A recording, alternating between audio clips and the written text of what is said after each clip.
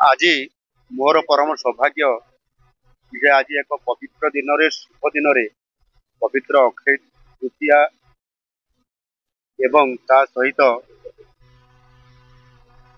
गीत गोविंदर एक काव्यर रचयिता कवि जयदेवंकर जन्मपीठरे जन्म जयंती पालन करवा एभली एक सुजोग मिलवा निश्चित भाव में बहुत बड़ मो गर्व और गौरवर कथा।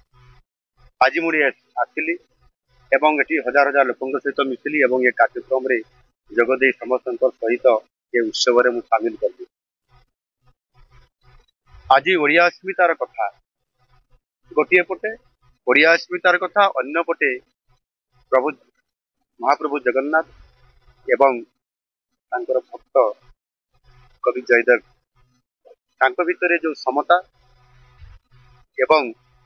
भक्तिर भाव भगवान एवं भक्त भितर ये कथा को जिते बड़े यही केन्दु बिल बा केन्दुआ ग्राम जिते बड़े मु केन्दुली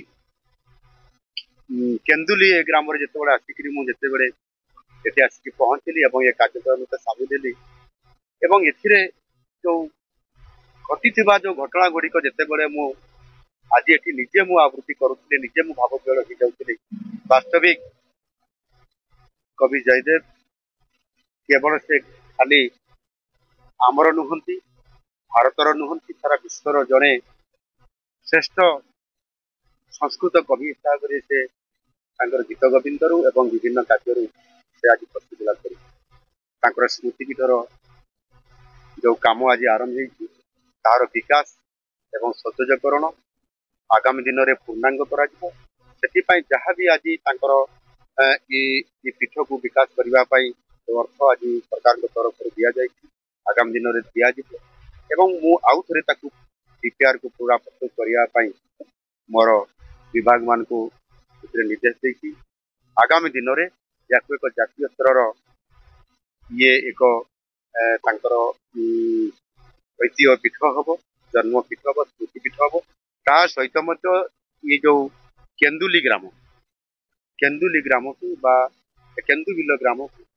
आगामी दिन में एक आदर्श ग्राम कि भाव में प्रतिष्ठित कर केंद्र सरकार तरफ राज्य सरकार तरफ आम राज्य सरकार तरफ मुझी आमर डेप्यूटी सीएम प्रभाती परिड़ा आमर ल मंत्री टीट भाई अच्छा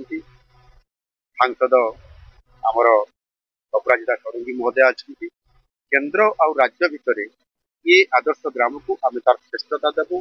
पूर्णांग करूँ जहाँकि भारत वर्षर एक श्रेष्ठ ग्राम हिसाब से आदर्श ग्राम हिसाब से परिणत हम आ ये पवित्र जगह को आगामी दिन डेभलप करने समस्त प्रकार पदक्षेप सरकार तरफ से नियार अस्मिता को एवं भक्त और भगवान भितर महाप्रभु जगन्नाथ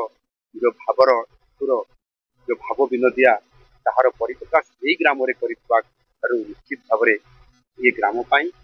आमे समस्त प्रकार कार्य